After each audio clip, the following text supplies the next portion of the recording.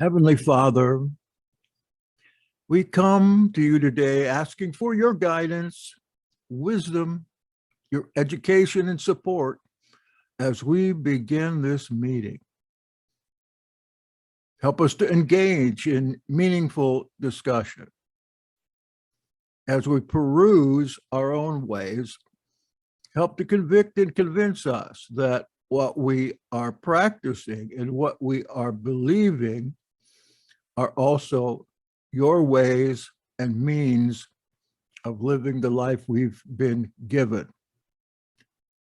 Allow us to grow closer together as a group and to nurture the bounds of our internet community.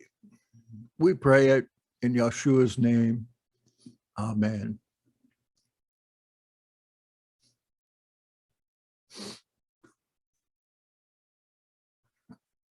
All right. Shalom, Kenneth. Shalom, you who are here.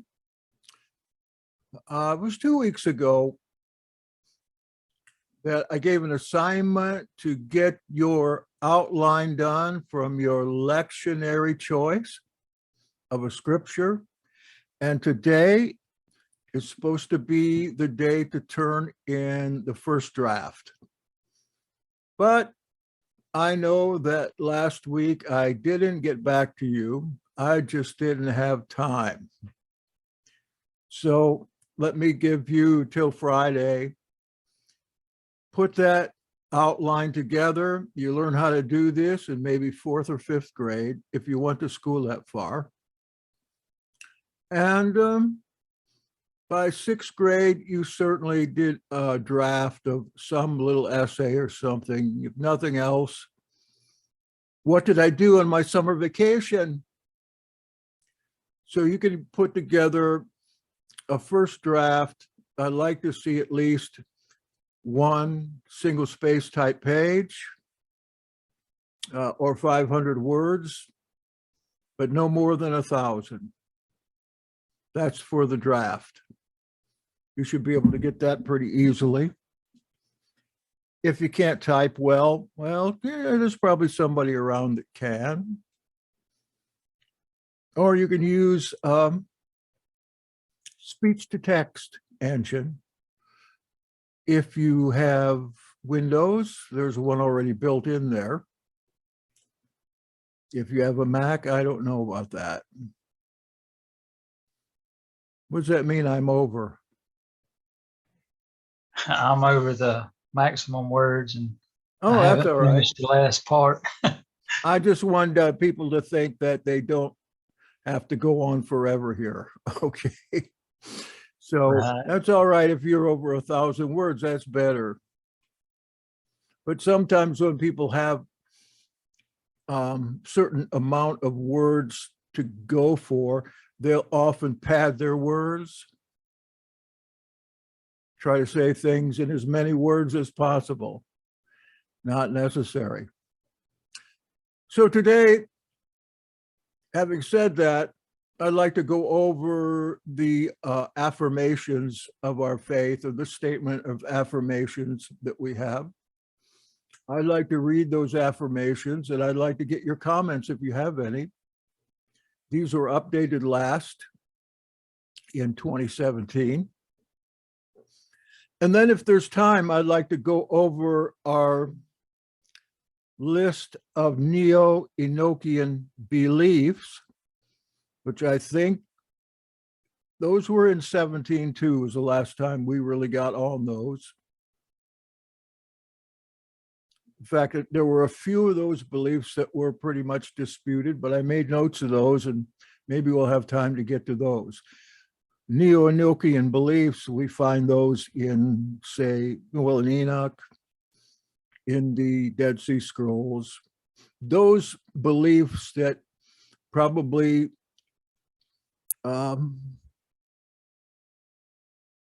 were there before Yahshua was teaching and could either confirm some of those or add to them or change them as necessary. So I'm going to share my screen. I did a little updating of this today.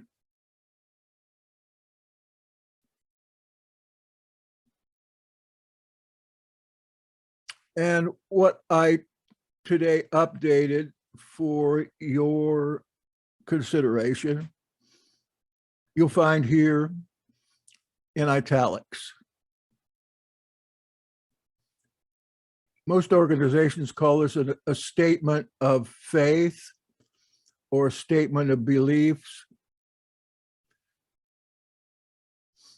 This has been, for me anyway, a statement of affirmation since 2001, that several times we have gotten together and amended or appended.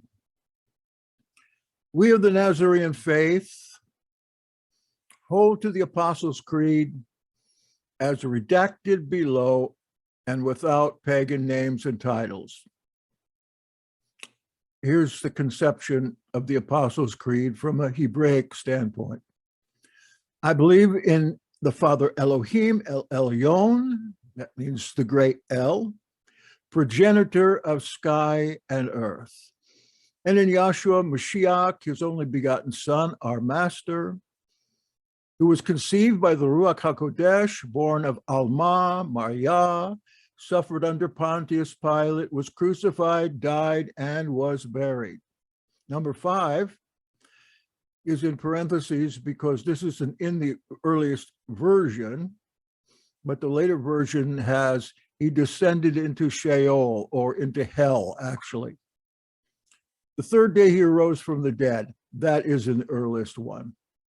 6, he ascended into the sky to be seated at the right hand of the Father Elohim El Elyon. You see why it is profitable to change some of these words around? From there, he will come to judge the living and the dead. I believe in the Ruach HaKodesh. I believe in the Kadosh Universal Assembly, the community of Tzaddikim, or saints.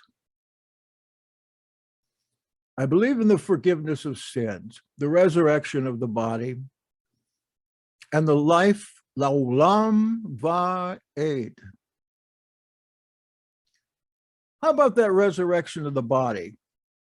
We were talking the other day about there being a dichotomy among believers. Many say the resurrection is in spirit only. However, if you're born of spirit while you're still alive, your spirit would not be resurrected. It would just be set free. Remember when Yahshua comes into the room and he takes a piece of fish, is that fish or a piece of bread, and he eats it in front of his disciples? This is after the resurrection. I mentioned maybe last time that there is an alternative reading in the scripture that Yahshua says, as he's eating, and see that I'm not a bodiless demon. So evidently early on, there were people who believed that a resurrected being was a ghost. I don't know why they left that out. It's in a very good text. Does everybody believe in the resurrection of the body? Let's hear. Yeah, I do. Yeah. What if you got in a little disagreement with, say, James Tabor? And he say, I believe that you are only resurrected in the spirit, that you won't have a body anymore. That when you die, all of a sudden your spirit flies up or comes to be. What would you say if you believed in the resurrection of the body to somebody like that? And he does go on quite a bit about that very belief. He believes that the body of Yeshua was eaten by dogs. A lot of people believe that, educated people. And so if his body was eaten by dogs, then he must have just had his spirit resurrected.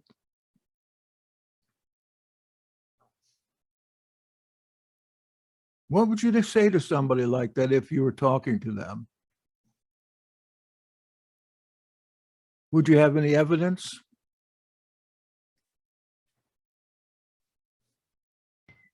I Not a believe soul? that. Huh? believe the evidence is in the Scripture. May not want to get in a back and forth with him, just trying to No. go off the top of my head, but Mhm. I believe that it could be proven that the body is resurrected. But somebody might bring what Paul says to you. And it's like you've got two different opinions in the New Testament. Paul, it's just the spirit resurrected. The Gospels, obviously, they're trying to show you that the body is resurrected, not resuscitated. All right, so nobody has an argument with that. Do you all believe that Yahshua descended into hell, or really into the fifth heaven, where he proclaims to those captivated there his victory over death? Anybody have a problem with that? Okay. We supplement the Apostles' Creed with the following distinctions. We hold to the restoration of the names. Now you can see I had Yahweh in there, but I put the YHWH, the Tetragrammaton, recently, because in our... Can we go back to the other one you went through kind of quick? Yeah, I thought you all might be pretty familiar with the Apostles' Creed. Why is it that we wouldn't use the Nicene Creed? Well, I was wondering if we could go back to the part about Yeshua descending Yeah. and proclaiming victory in Sheol. Okay. When you've got a comment, do speak up fast, because Well, it takes a little while. It takes a little while to think. Okay, you're right. So I've thought about that because I don't see hell in the way that it's taught in most Orthodox congregations. How is it taught? That'd be good for you to recite that if you could. Yeah, I just think that it's this place of torment, of everlasting punishment that, well, in statements of faith, it's eternal conscious torment for eternity. So that doesn't seem to fit. No, it doesn't. Yeshua going there. So I think maybe unpacking that a little bit would be good. I know that we've talked about it before, about that being a place where the watchers were held and Yeshua was proclaiming his victory to them. But I'd just like to talk about that some more if anybody else would. If you go back to the original language, assuming that it is Greek, you find that the word used there is Tartaru, or in Greek mythology, Tartarus. That corresponds to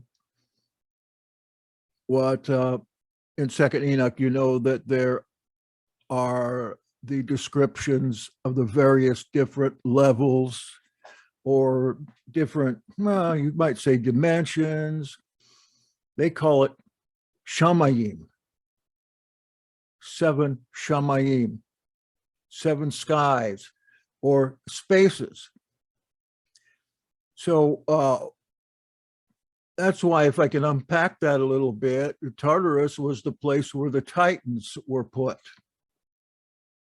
to captivate them so they couldn't come out and raise havoc on the earth. And of course, the Titans are demigods, half human, half something else. That place would correspond in Judaism with the fifth and the second heavens. The second heaven is a place where the offspring of the Nephilim, the human kind of offspring of the Nephilim, that when they were destroyed in the flood and any other way they got destroyed, that couldn't destroy the angel inside. So they're being held in the second heaven or space. The fifth heaven is where these watchers of old are. We don't have much information on any of this. May I call it legendary stuff? Legendary doesn't mean it's false. Legendary means it's begins in truth, but kind of drifts after so many years. And we're talking about 3,000 years or so, maybe 2,500 years since this doctrine has come to pass. We find it in other early books as well. The idea of, well, how would we say that? A hell in layers. So if the apostle here says that he descended into Sheol, which could be the fifth or second heaven, then who else would he be talking to? It says in, is that 2 Peter? There's two different ways they translate this. One, it says, like, he came and proclaimed the everlasting gospel. And that gives you the idea that he went to hell and told the people who were in hell that maybe he had the victory over hell, but what's that going to help them? It makes most sense. Isn't that where the doctrine of purgatory or kind of a holding place Yes, comes from? Well, it would. Protestants say they don't believe in purgatory, but they, for the most part, put people in purgatory and then resurrect them out of purgatory. Or, purgatory, it's called purge, because there they began to be purged of their sins with beatings and so forth. So the Protestants bring them out of hell back to earth in human bodies, judge them, and throw them back in there. Makes no sense. But if he descends to the watchers and fallen angels that have been captivated in there, evidently nobody could ever get out or knows what's going on, or they're of a different perception of time than we are. He would definitely go down there and proclaim not the everlasting gospel, he proclaimed the victory. He would proclaim the victory, and eventually somehow that whole mess is going to be thrown in the lake of fire anyway and destroyed. So that's my understanding of it. So if that's something that we're putting in our statement of faith, don't you think it should be clarified so that people don't automatically go to the understanding that is really confusing anyway? Okay. Well, I didn't do that here because, look, I'm trying to recreate the Apostles' Creed in a way that helps it to be more authentic than after, the church has had it for 2,000 years. And the wording there, like the Holy Catholic, the Holy Catholic Church, Oh yeah, that's the worst part of that. Yeah, I know it. Get rid of that. Which means Catholic, before there was a Catholic Church, comes from Latin and it means universal. A universal. It didn't mean the Catholic Church with a capital C. And I noticed in some Protestant hymnals now, when they do the Apostles' Creed, there's an asterisk over that.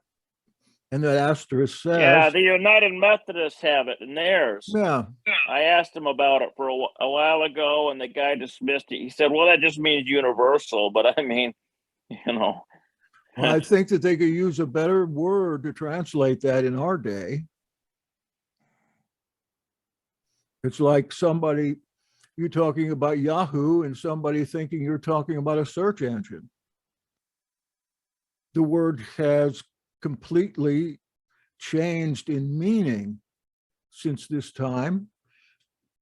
And what we tried to do when we first went over this was to bring some Hebraic understanding into it, as the first believers would have understood it, as the apostles who supposedly wrote it would understand it. But actually, what you're saying is we need to have an explanation. Correct? I think it would be helpful. All right. I don't know if you want to try to keep it, understand with the formatting of the Apostles' Creed, but maybe you could put a little footnote. Well, you could even take it out of there because it wasn't in the original. That little phrase came around, I think, about the 5th century. Well, why do you suppose that is? Why do you suppose it was put in later? What would you think? To keep people, I don't know. Well, It's especially in the English, hell.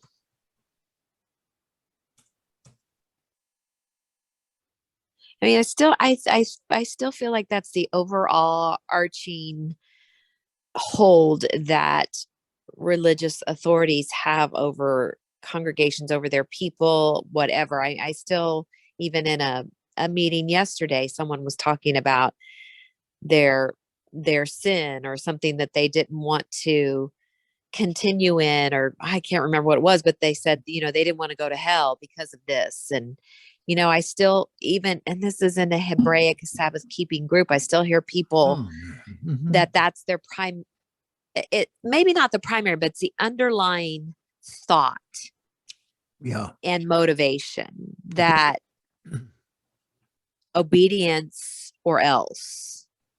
They need to go back to John chapter 5, chapter 7. They need to go back and see how Yeshua explains this. That a person who is especially walking in Torah, good works, who considers themselves justified and with the hope of eventual salvation, they should not even think of such a thing as the possibility of going to hell. That, I mean, I don't believe in once saved, always saved, but I think that it's pretty hard once a person has been justified to get unjustified. Maybe that has to do with the unpardonable sin. Somebody would have to just throw off the yoke of the Father, be a complete turncoat, and go to doing evil deeds. There are plenty of those, though, especially celebrity type people who get in trouble and they get saved. Understand, I have problems with the idea of getting saved because that is a hope, to use Paul's term, to be justified, to be judged in this life, rather than to be judged in this life with the hope of salvation, because you can't say you're saved. If you say you're saved, then you're dead. Does that make sense? Yeah. Okay. People don't see it that way though. I think it's No. just terminology that's been used for so long that it's lost its meaning. This is one of the banes of the Catholic and now Protestant church, that this heaven and hell business. Mhm. Even if you could translate those words right, they would designate something different than that kind of thought, that you're either going to go to heaven or hell when you die. But that gets a lot of, especially children, saved. Or they think they're saved because do you know if you'll be going to heaven tonight if you die? That preacher, when I was a kid, continually said that, had me up the altar plenty of times. Then I found out by reading the scripture that was just a lie. But that is what is taught. Something helpful in this case would be to teach what Yeshua said about this. Again, in John 5 and other places like that.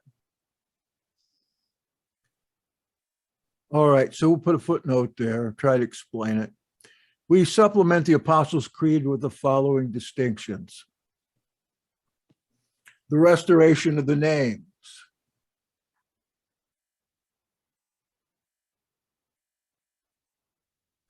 Accepting pagan substitutes such as God, Lord, and Christ only as teaching devices for the less informed.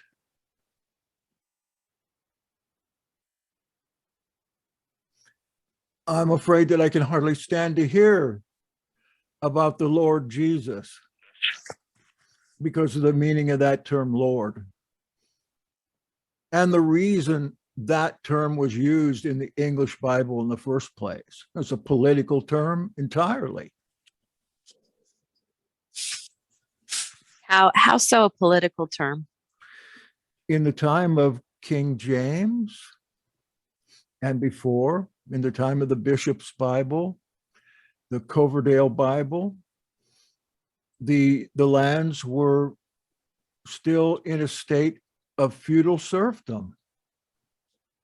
And your lord was your landlord, and you lived on your lord's property, and the Lord owned everything you had, including your produce, and you had to pay taxes to your Lord. And when you got married, your new wife was first to be had by your Lord, etc., etc., etc. Your Lord could take you out. If you've been there 20 years, he could take you out, right out and kill and put somebody else on there. That was how powerful those lords and ladies were in that day. If you go farther back, the word comes from the Etruscan deity Larth. Larth was like the god of the bread basket. So there's two good reasons why that is not good. At least it's not good for me. And certainly the group that I learned from, that is the Assemblies of Yahweh, not good for them. Is it not the case that it means Baal? Well, that's how it is translated that way. Baal, it should be master, but Baal is Lord, and Adon is master. But both of those words, one being an Egyptian word, the other a Canaanite word, when referring to Yahweh in any way, should be translated master. Mm-hmm. Baal, as you know, is a generic name for Canaanite pantheon of gods. And undoubtedly, there was a time when both Yahweh and Baal were worshipped in the same temple, but that is strictly not allowed in our, especially in our enlightened day.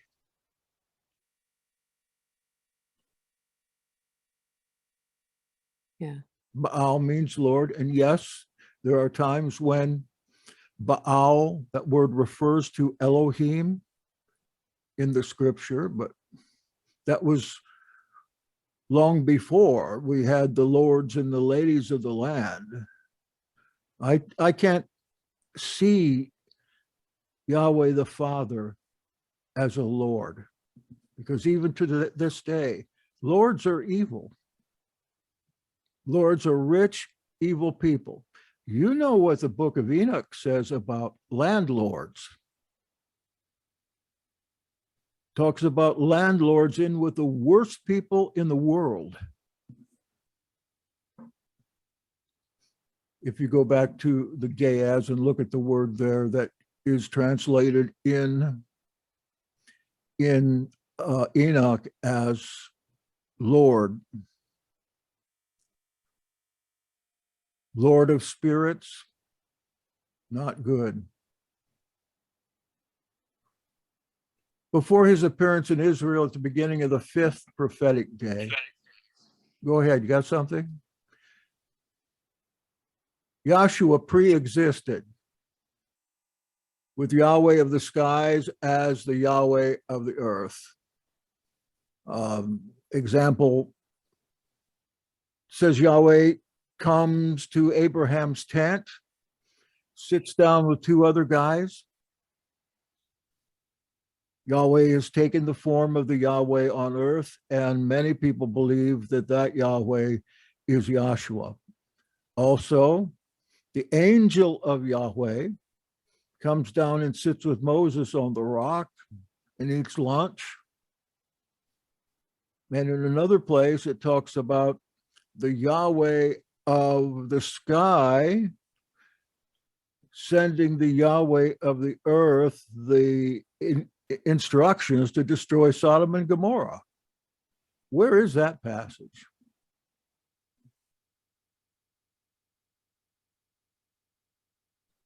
Do you have a problem with Yahshua pre-existing? I know a lot of people do. You don't? I wish I could explain it better. Dr. Jackson, there's the verse in Proverbs 30 where it says, Yeah. do you know the son's name? Yeah, that's right.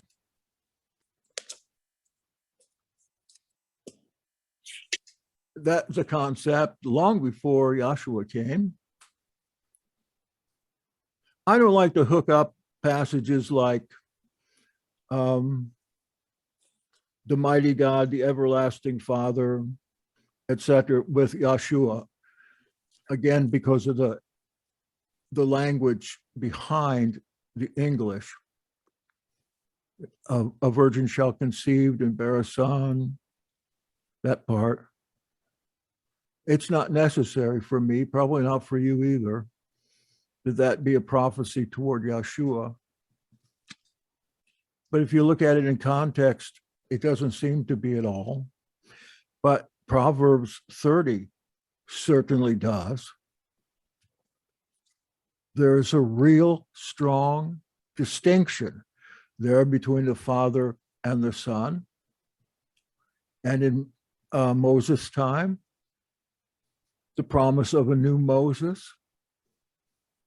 Obviously, the Gospels demonstrate Yahshua or put him up as the new Moses. He's on the mound, a Sermon on the Mount. He's giving on their new commandments. You know, what they think are new, but they're the old commandments of his Father. I was thinking of that too when Yahshua says, if you love me, keep my commandments. So many people think his commandments are different.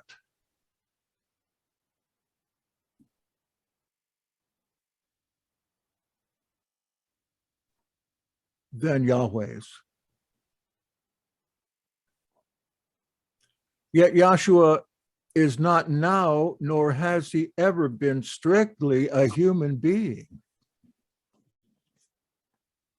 Rather, a body, by some means, was prepared for him. I think we find that in Colossians. A body, by some means isn't in there, but a body was prepared for him. Neither is Yahshua half God, half man, nor fully God, fully man, nor the God-man of Anselm, nor any kind of combination. Combinations like these are contrary to human nature, exhibited only to our knowledge by the offspring of the Nephilim. Yahshua was and is uniquely human, yet uniquely divine. And as hard as we work to try to explain that, there is no explanation for that, or there isn't, unless Yahshua himself explains it when he comes to you. How about that saying? They said that, I'm not sure of this either, but that they analyzed the blood of Yahshua. I wonder where they got that. Maybe off the Mandilian or the bed sheet. What is it? The shroud? Okay. They say that there are not 26 pairs of chromosomes. They're just 26 chromosomes. Like the other half isn't there. Well, that would make Yahshua a very unique human. And if that was the case, he probably would not have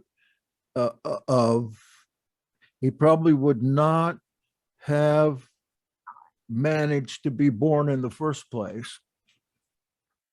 It's just a longer way to say we can't explain it. Unless, if you can explain it, I'd like to hear what you think, or if you've ever thought about this before.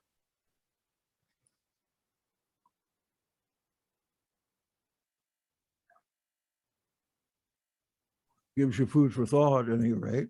Well, some say that he, I don't know the exact words, but that at his immersion, at his baptism, that he achieved or was granted a different status, or maybe divinity at that time. Yes, they take the passage from Psalms. This is my son. Yeah.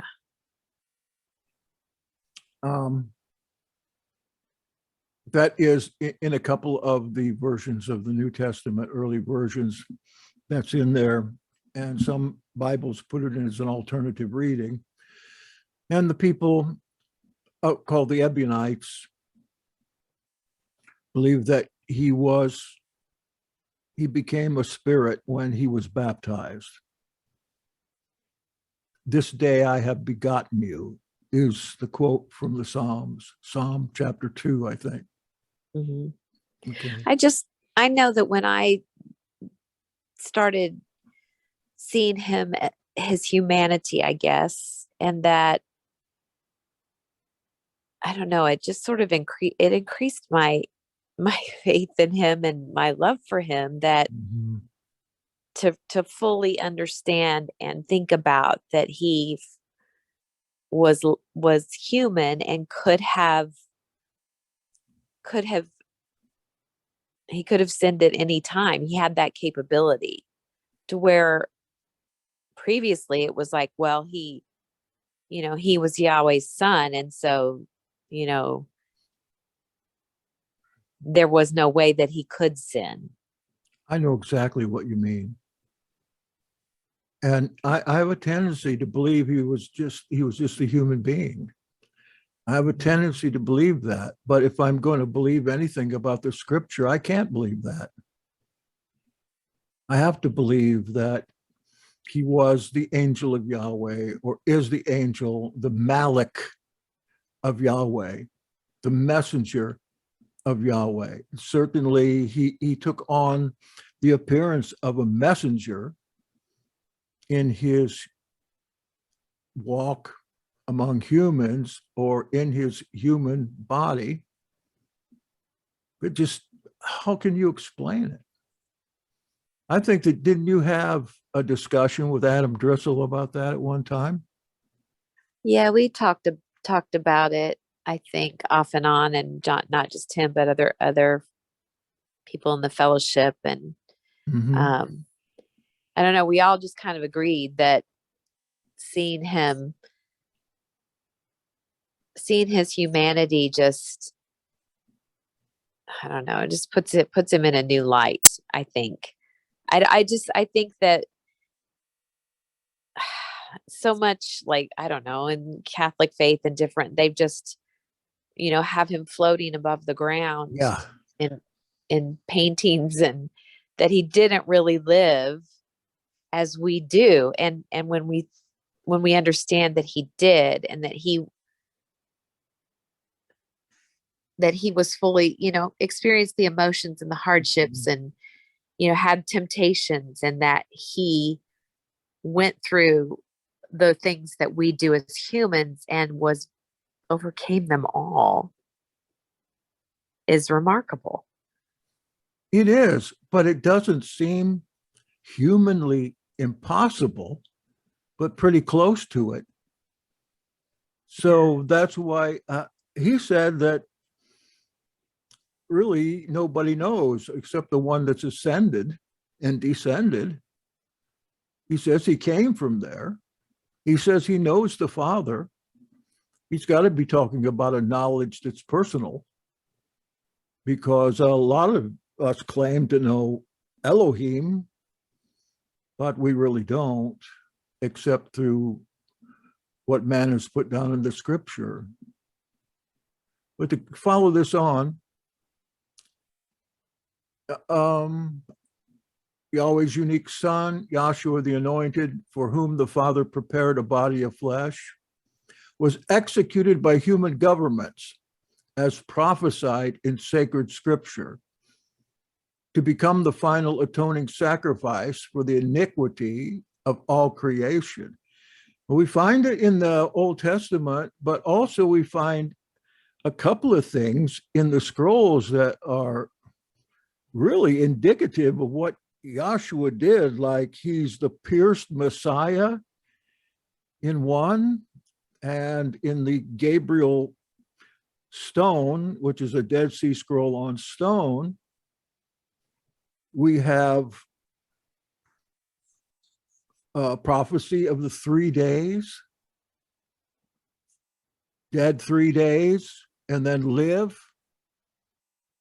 That's unique. I don't know about that scroll. Mhm. Is it newly found? It was found about, I don't know, 15 years ago, 20 years ago, but nobody looks at it. It's called the Gabriel Revelation Stone. And it's supposedly either dictated by or written by Gabriel, the Malik, speaking of somebody who was to die and live again, specifically to live after 3 days. To me, that's pretty impressive. Mm-hmm. Yeah, I can send you a copy of that. I translated it and all. It's Yeah. very impressive. There's a lot of chunks out of this. It looks almost like a tombstone. As to the doctrine of the Trinity, strong cases may be made for the Trinity, especially if one seeks out late additions to the Greek New Testament text. A stronger case may be made for duality or unity than Trinity.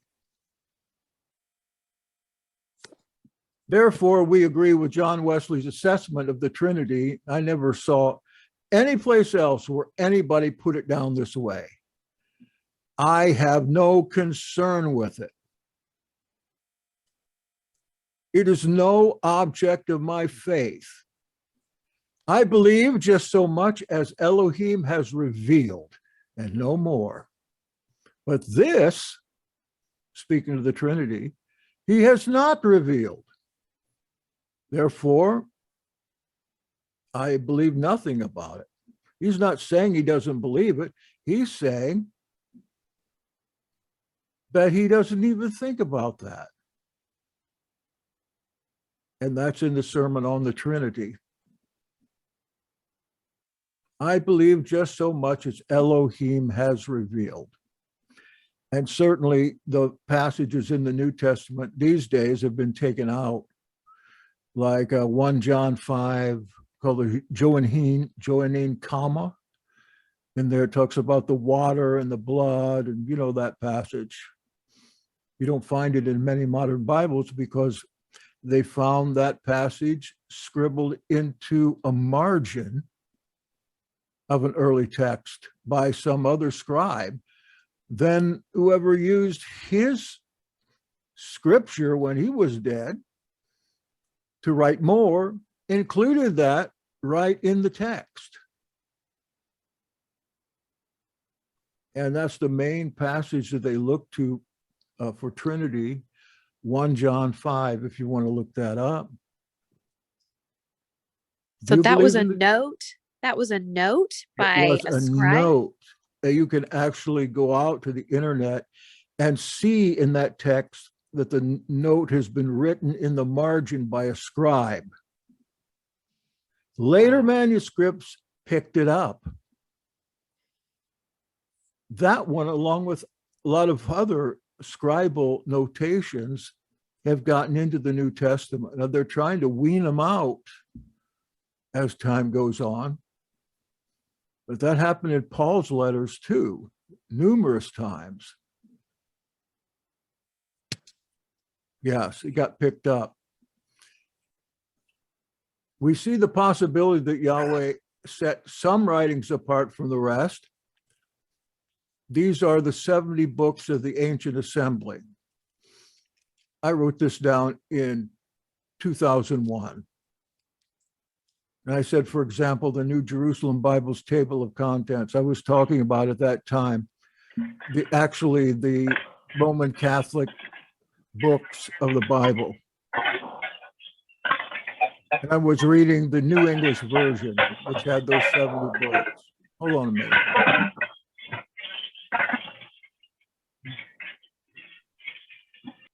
Steve's fixing his carburetor again, I'm sure.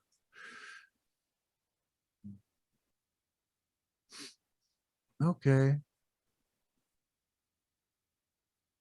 So 1 John 5 is it the verses 1 John 6 5. through Yeah, 6 through like that whole section? that whole 6 through section. 11 Water, blood, something else.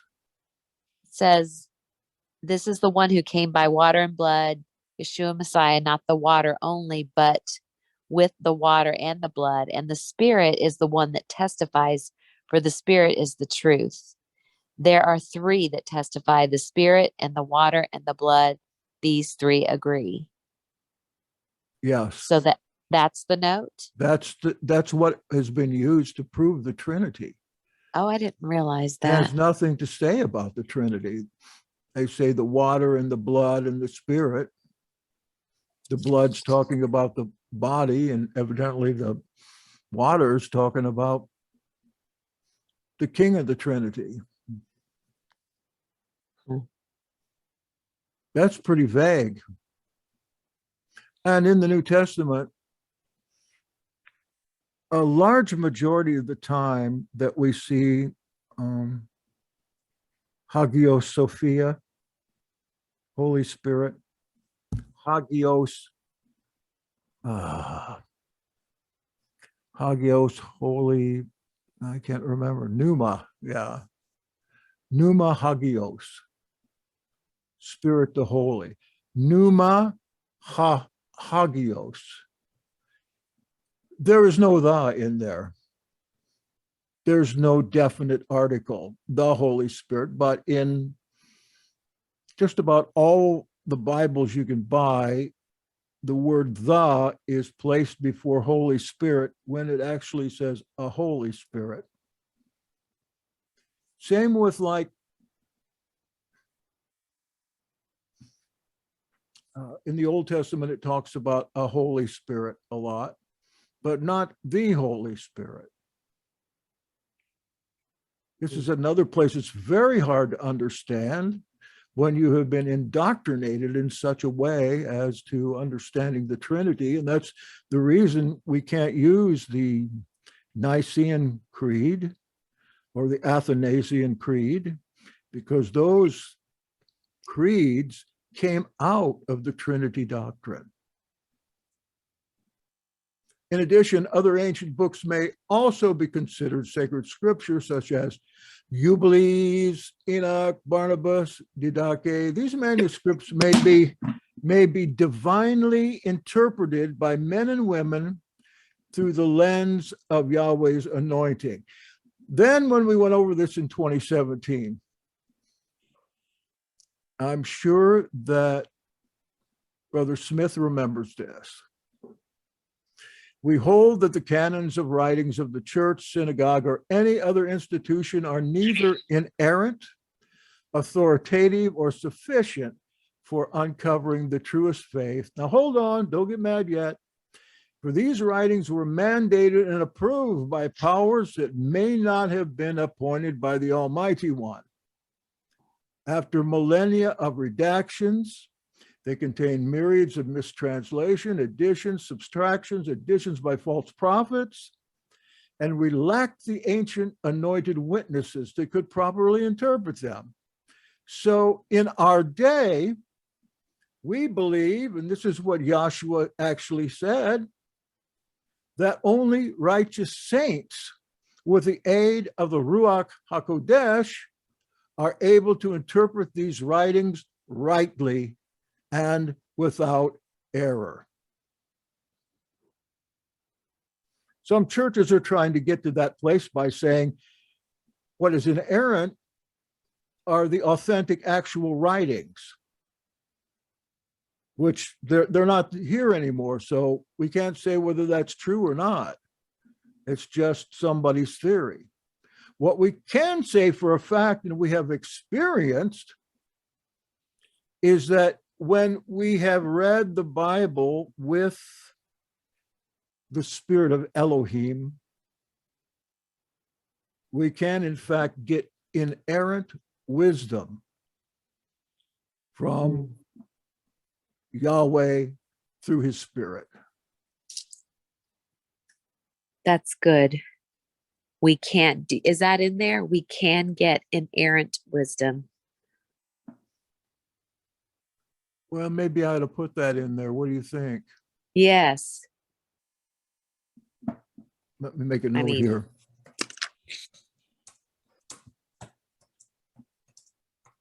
Now, not how.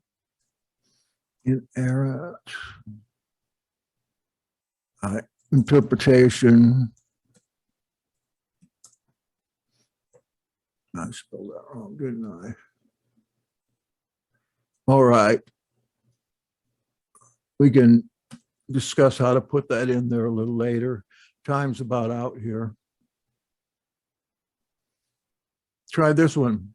As Joshua came at the end of the fourth prophetic day to die at the beginning of the fifth day, we understand that the 21st century represents a time near the beginning of the seventh prophetic day, aka millennium.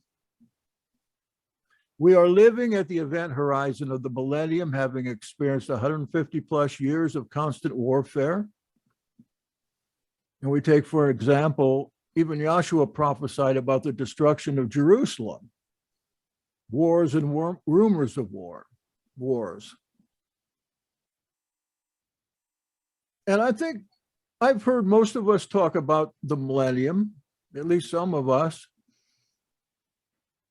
as to when it's to come. And we've read Barnabas several times, and I think most of us consider Barnabas an authoritative text as it has been interpreted by the Holy Spirit, which tells us pretty directly.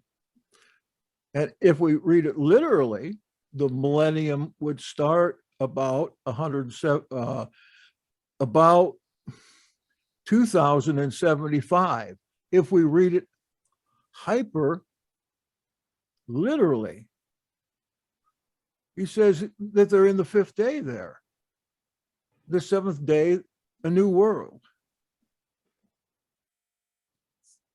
And he's right in accordance with the theory about Genesis chapter 1, also speaking of 7 days as 7,000 years. And we find that that understanding was an ancient Jewish understanding of time, because we see it in several different passages, mainly in the Apocrypha. See, we have no choice but to turn to the Apocrypha. You were muted. Really? Yeah. We heard the Apocrypha. Okay. We have no choice but to turn to the Apocrypha, because some of the writings that we consider sacred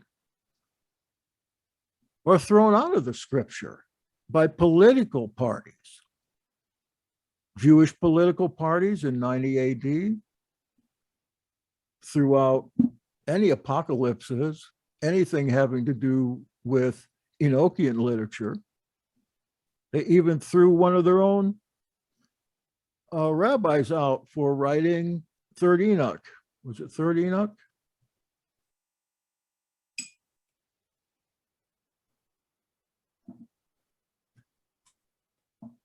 We hold the conscientious practice of charity in all human relations, since Yahshua came to save all.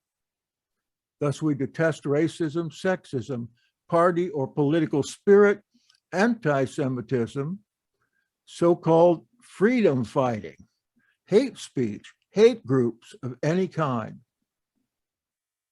And there's a lot of these in the Hebrew Roots movement, I think. Yet we remember that the ancient Nazarenes of Jerusalem were punished by the powers of that time because they would not take arms against an invincible enemy, nor would they join the enemy. They took no side. I believe that Yahshua talks about picking up a sword in order to protect yourself. But we remember that the assembly of Yahweh in Jerusalem, so it is written in the early historians, remembered the Olivet Discourse, and when they saw General Cestius surrounding Jerusalem, I talked about this Friday night over with Christopher Enoch. This is important. General Cestius came in. He got in the gates of Jerusalem with 1.5 legions. And then for some reason, he just turned around and left. He marched the army in a long march up to Caesarea. And the zealots picked his whole army off on the way up there with ambushes. So the big question is, why didn't Cestius in 66 AD, or he's called Cestius or Gallus, why didn't he take care of Jerusalem then? Why did he just leave? That was at the beginning of the war. There wouldn't be any war if he'd just done what Nero told him to do, but he up and walked out. I think I know why. Because Yahweh was making a small opening, a year's opening, to get his people out of there. They knew the prophecy of Paul. They knew the prophecy of Yahshua in regards to the end time. That was the end time. That was the end of Israel for a long time. And rather than Paul, I mentioned the other night, if that guy in Josephus Saulus is Paul, and I'm pretty sure is, Paul was engaged in this war as an agent for King Agrippa and even for General Cestius. He was an agent for these guys, and he was sent to see Nero, not because he was in trouble, but because he was sent to tell the story of how the general just left Jerusalem and then got knocked off on the way up. That's what Josephus says about Paul's trip to see Nero.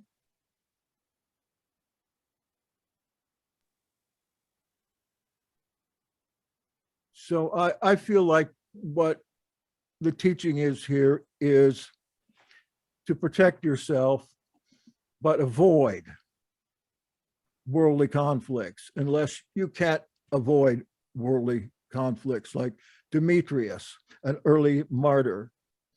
He was in the Roman army, and there were a lot of believers in the Roman army, to the point that Rome had to try to get rid of them out of the army, remembering that their army was from all over the world.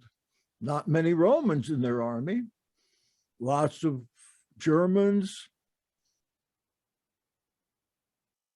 lots of people from what we call the Baltic states, Teutonic states, a lot of Africans, Egyptians. This caught on fast. And Yahweh gave our friends, believers like Shimon, the brother of Joshua, and the rest of the Jerusalem assembly, an opportunity to get out of there. If they hadn't taken that opportunity, when Jerusalem was shut up, nobody got out. Nobody. Everybody died. Or if they were captured, taken into slavery. Who could come back to Jerusalem? Only one group that we know of, and that was the Nazarenes. They were known to not take place in these wars, and they were able to come back to Jerusalem to minister to those flotsam and jetsam that were still in there.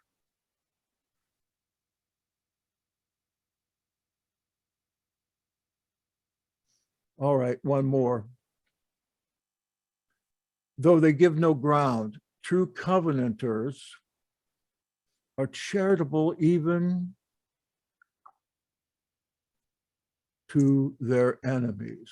I don't believe that the love that Yahshua taught about loving the enemies is any fond feeling of a person's heart. I don't think he means anything like go up and kiss your enemy on the cheek or kowtow to your enemy till he likes you again. I don't think feeling has anything to do with it. But who wouldn't, if their enemy was starving, feed them? Or who wouldn't give them clothes? Because if they don't, there's a sin in there. Is it called enmity or enmity? Hold a grudge, somebody's down. We're not going to love them in the way that Yahshua says to, that is, help them, because we don't like them. They've done us wrong. I think that's what Yahshua was trying to correct with the Essenes.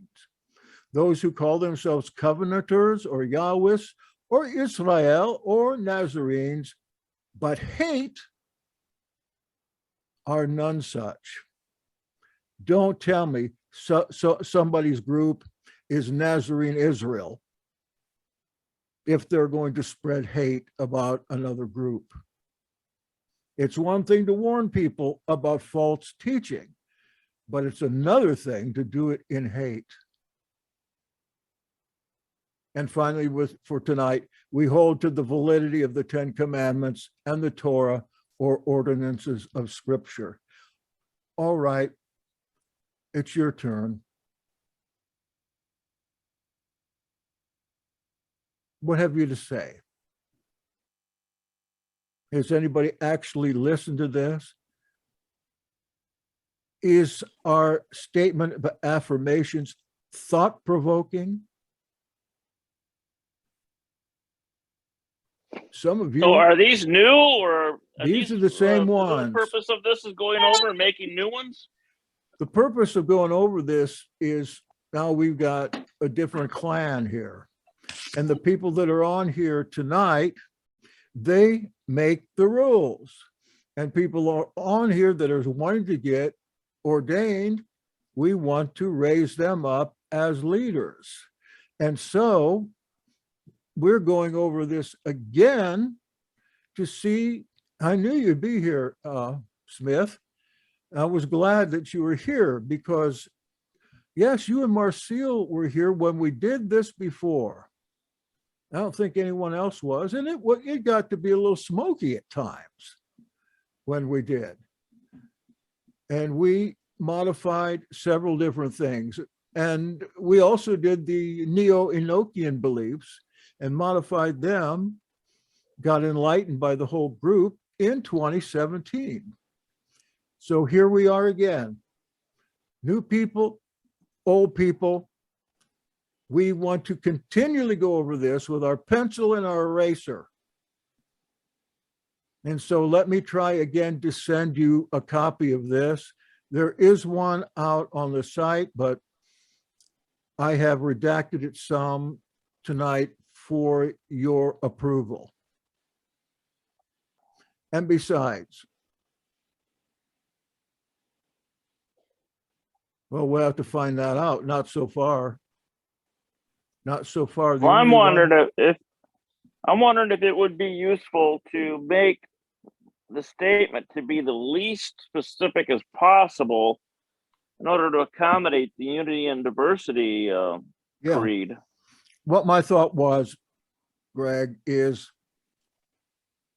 let's redact this. Let's leave this statement. Let's redact it down to the fewest and most understandable words that we can. And I think certainly you could help to do that, and whoever wanted to do that. I understand the unity and diversity clearly. Mm-hmm. However, we have people wanting to know who we are. So there has to be something more than just a general statement of belief. I think that going through this, as we have been, is important. People want to know what they're getting involved in. So you know it. And we haven't done this for 4 or 5 years. So yes, it's time to update it. You all had some really good criticism, constructive criticism. I haven't heard a discouraging word, and the skies are all cloudy all day. But we have to make a statement that we understand, understandable to, as the bishop told me, to the simpletons you're talking to. That's my problem. Overeducated, underfunded. Any other words on this? I'll send you a copy. Go through the rest. Marcel, you're right. How can you even preach a sermon with the Yahad if you don't know what we believe? How would you like one of these guys, new guys, to come on and preach a sermon on the Trinity? And then use 1 John chapter 5 to prove it. Yeah. All right. I'm trying to get Jewish kind of guys, Hebrew kind of guys to come, but they're not easy to get. I wish I could get your friend. Well, I have some too in the local group is heavy with women, female teachers that are learned. The one thing that, we talk about unity and diversity, but we don't really tolerate pagan titles, names, things. One of those points that Well, we talked that's- about tonight. That's something they- we're not diverse about, except if they don't know any better. And if they don't They know do any know, better, they do know better, but they choose. well, if they come on ours, they have to go by that prerogative. If they know better, I guess it's not that they know better, but their convictions are different. they what?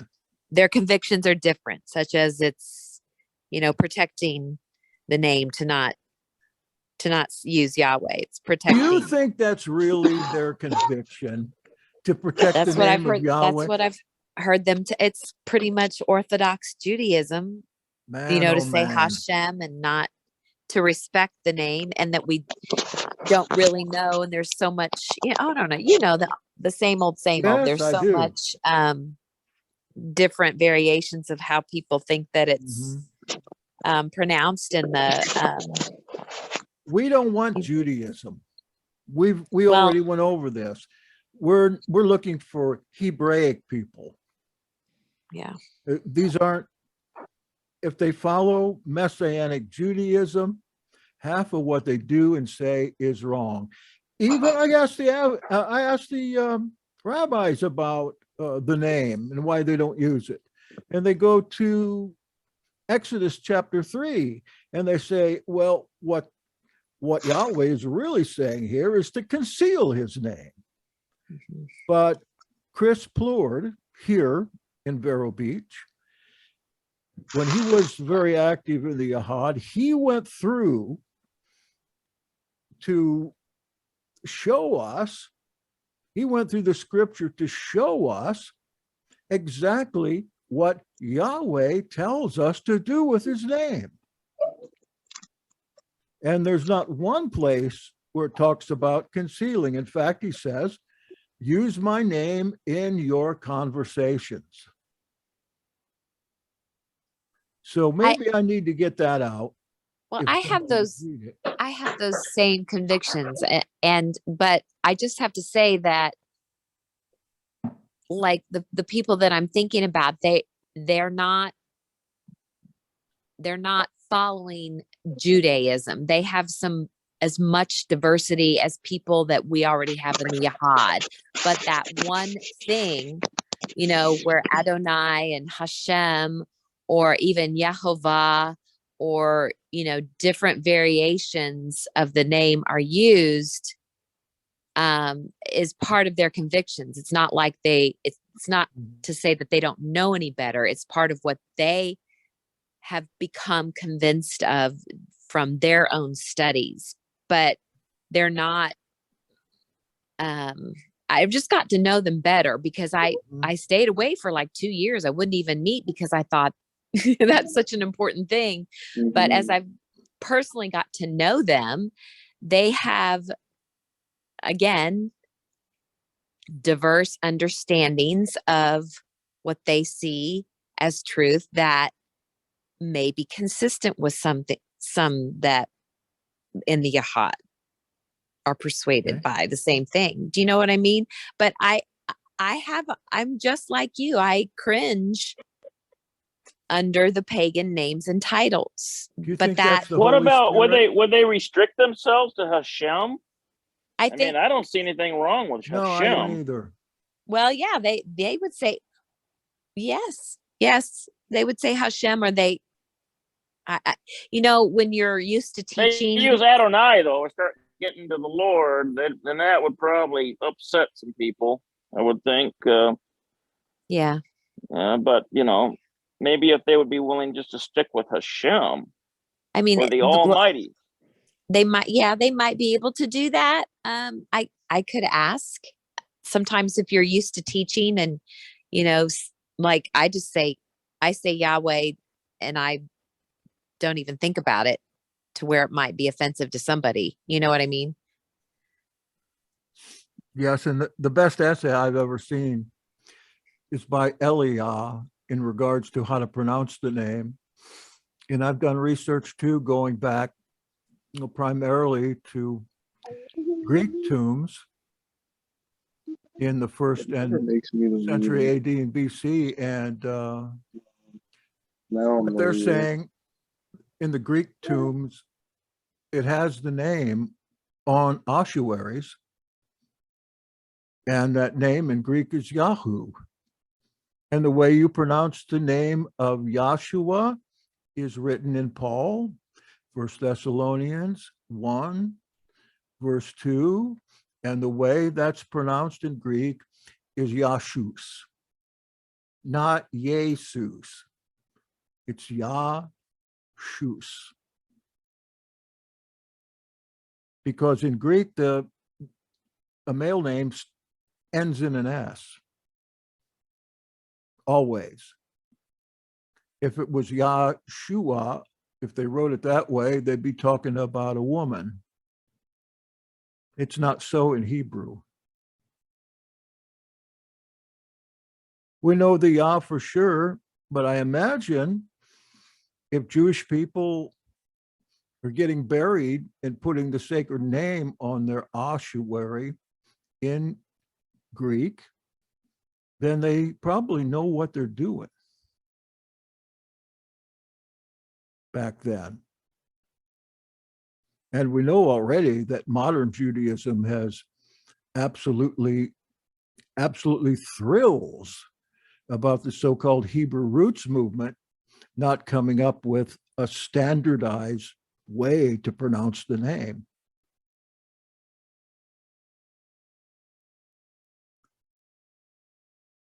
What do you mean they thrill? They're glad? They're glad? Glad. Look at that confusion they have. They all call him something different. Yeah. But language changes. Yahusha, unfortunately, those that pronounce it like that are leaving out the defective writing in the underlying Hebrew. Yahusha, there's a letter that's defective in there and it's fallen out, and that's the U, the Vav is fallen out. And Yahweh is another one that came in the 30s from scholars that thought that. But if you want to see a very good, easy to read dissertation on this, go to Eliah.com. Yeah, I'd like to know more about that. Defective writing. When you got two letters together, over time, one may fall out, but it's still, the letter that's left is still pronounced the way it was when both of them were there. That's what I understand. Very good. Let's talk about that sometime.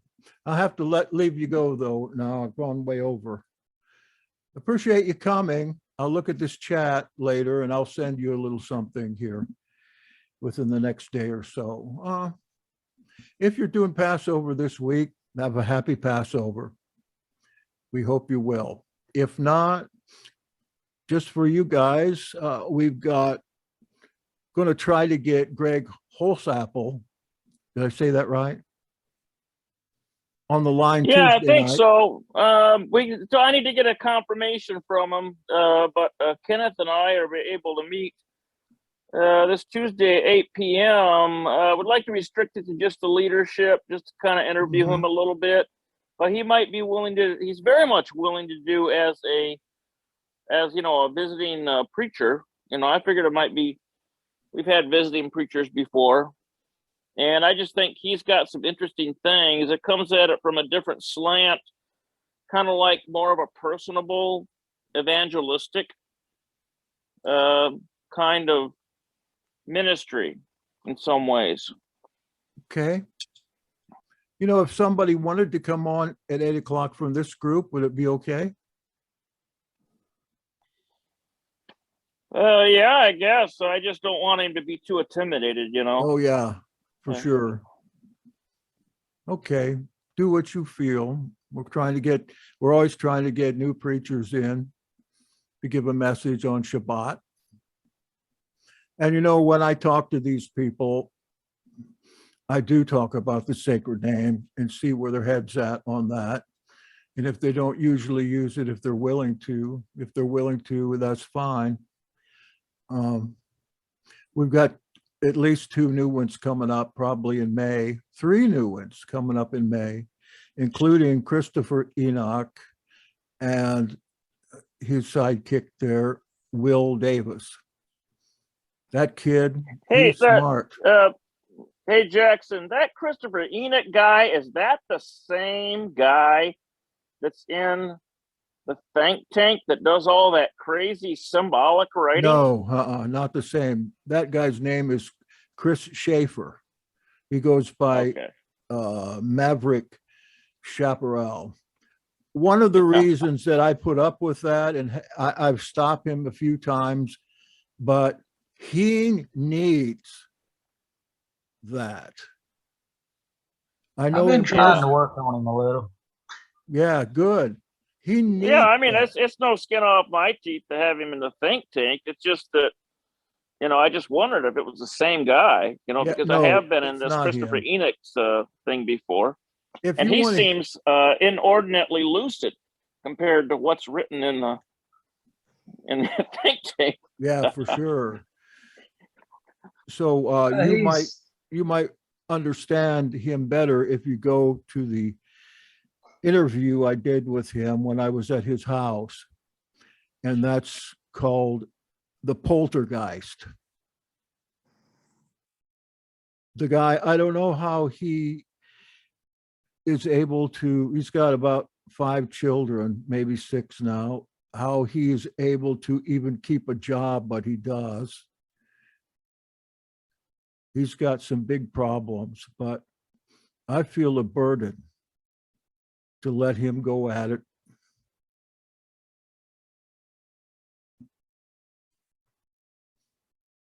I've explained this to a few people that have complained. They said, all right. Okay, y'all, thanks for coming. See you this week. Have a blessed week. Don't forget, Wednesday is a high day.